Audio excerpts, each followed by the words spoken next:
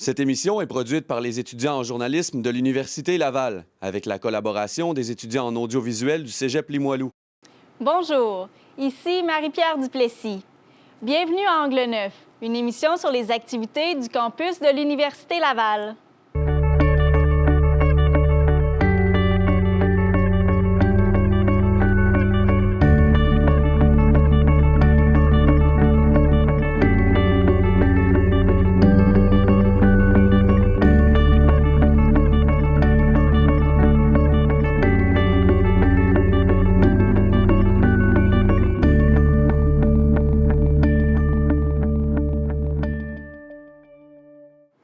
Les entrées du Pont de Québec sont en plein réaménagement. Les étudiants en architecture mettent leur contribution pour les aménagements du côté de Charny. Les allergies alimentaires causent bien des soucis, en particulier aux jeunes familles. On n'a pas encore identifié la source du problème, mais à l'Université Laval, on examine plusieurs hypothèses. Les garçons réussissent moins bien que les filles à l'école. Comment rendre l'école plus attrayante pour les garçons? Les solutions ne sont pas si évidentes. La Ville de Québec est en pleine effervescence depuis quelques années.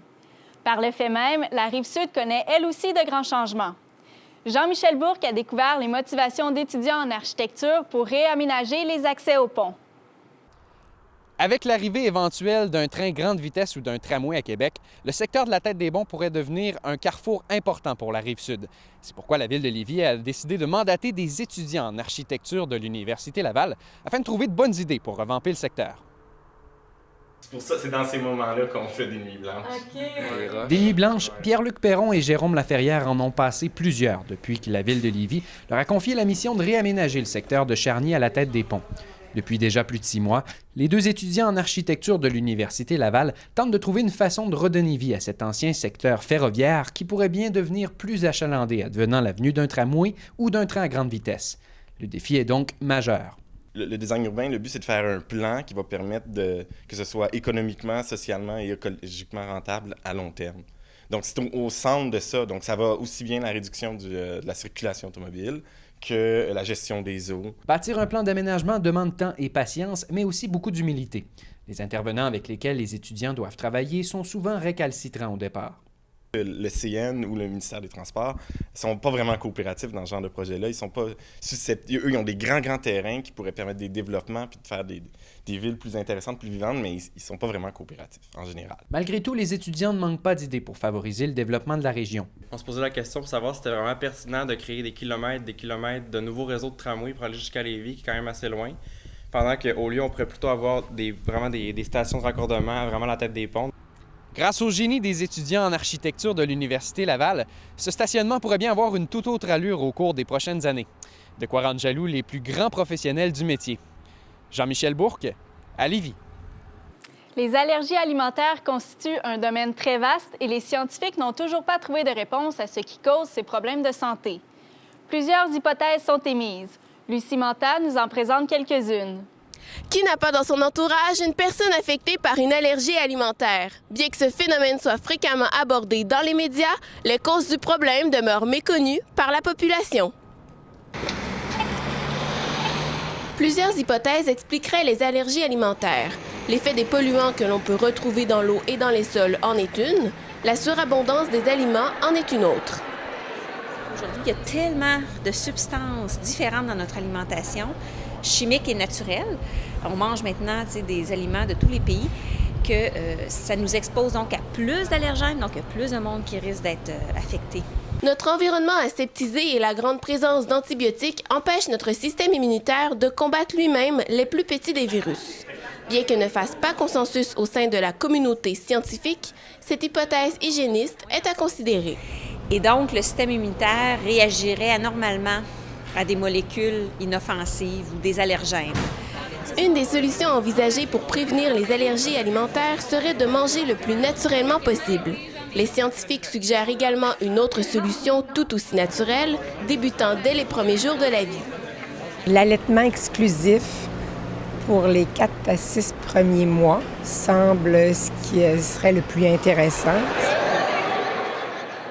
Les services alimentaires de l'Université Laval semblent prendre en considération les allergies alimentaires sans toutefois en faire une préoccupation. Comme on est des adultes, ils nous laissent un peu à notre discrétion de s'en préoccuper soi-même.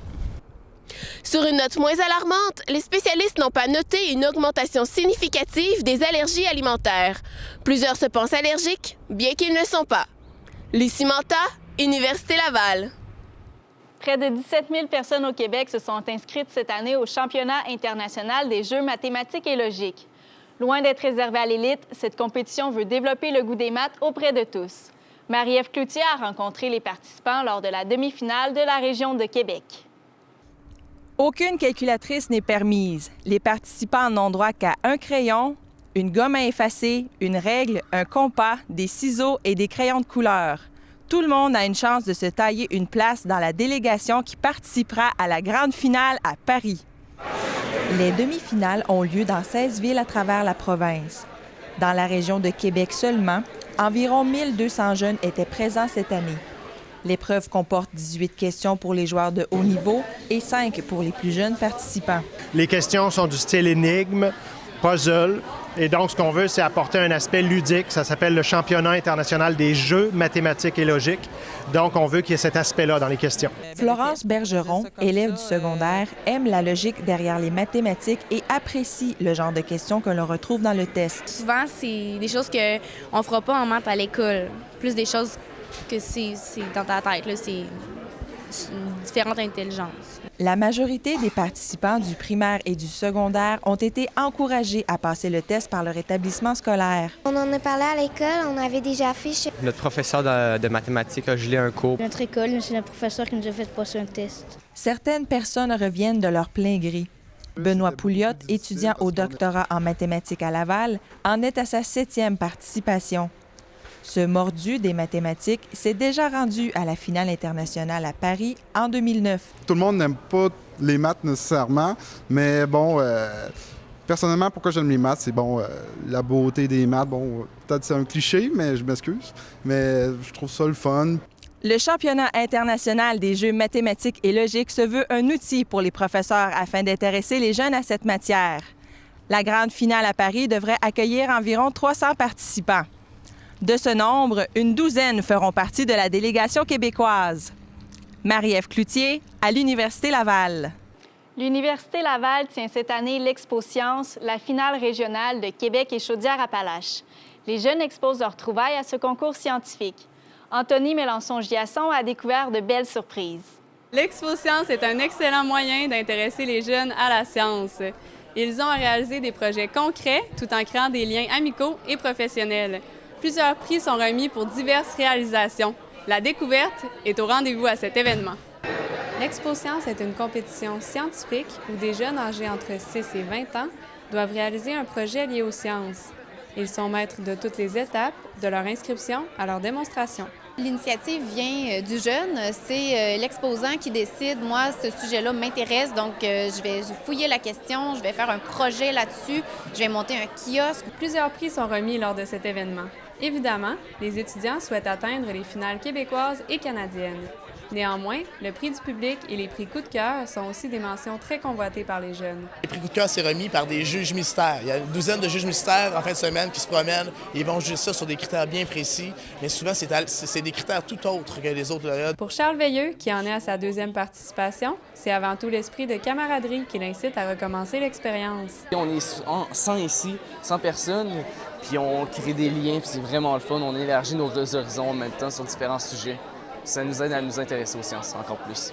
Les apprentis scientifiques qui participent à ce concours vivent une expérience enrichissante à différents niveaux. Avec Expo Science, ils améliorent plusieurs compétences qui seraient parfois difficiles d'acquérir théoriquement.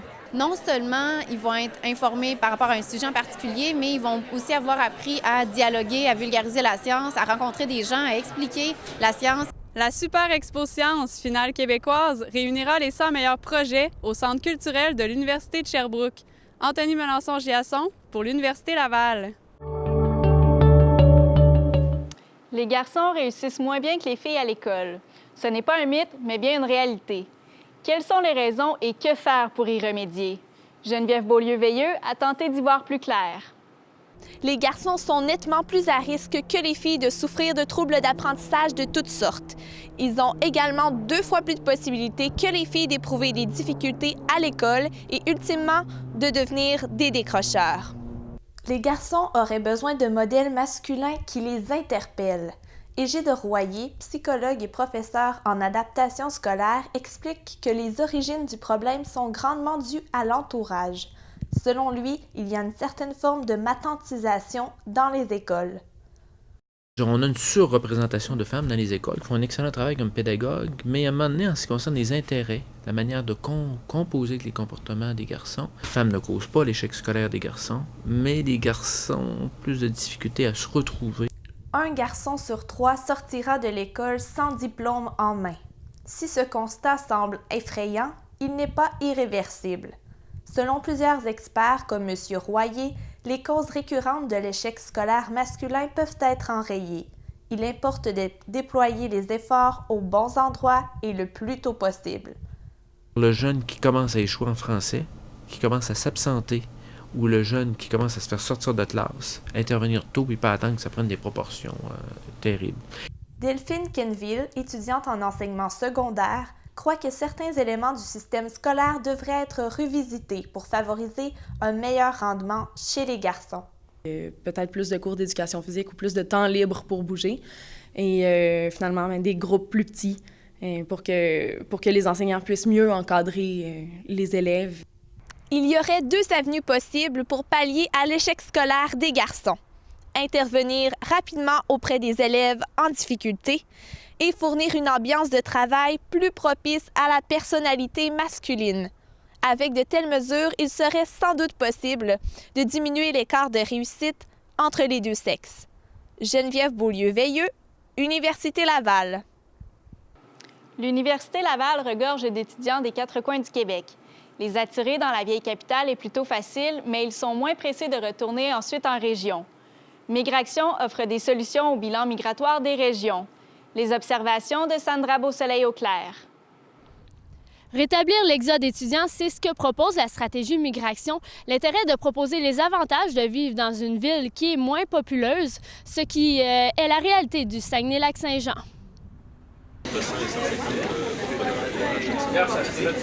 C'est en allant à la source que Migration réalise ses interventions.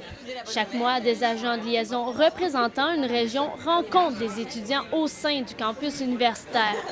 La stratégie Migration n'existe que depuis 4 ans, mais les chiffres, eux, rapportent déjà des résultats positifs. On était à moins 10 000 à chaque année. Puis cette année, les chiffres sont à moins 396. La qualité de vie, les grands espaces, le coût de la vie moins dispendieux sont des attraits proposés pour attirer les jeunes. Mais Anne-Marie Pilote, elle, y voit d'autres qualités. L'avantage que j'ai en région, c'est mon réseau. Ma famille est là, mes amis sont là.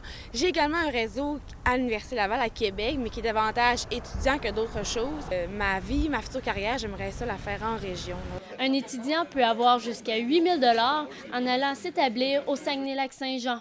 Les critères pour l'obtention de ce montant ne sont pas très exigeants. Ils doivent aller s'établir dans une région dite éloignée. Là, le Saguenay-Lac-Saint-Jean n'est pas très loin, mais considéré comme ça. Ils doivent, dans les 24 mois qui suivent la diplomation, et puis ils doivent travailler dans leur domaine. En dehors des crédits d'impôt, Migration offre aussi des séjours exploratoires, des activités pour permettre aux futurs résidents de rencontrer leur milieu, mais aussi les employeurs. Un changement de cap qui pourrait être bénéfique pour les régions. Sandra Beausoleil-Auclair à l'Université Laval.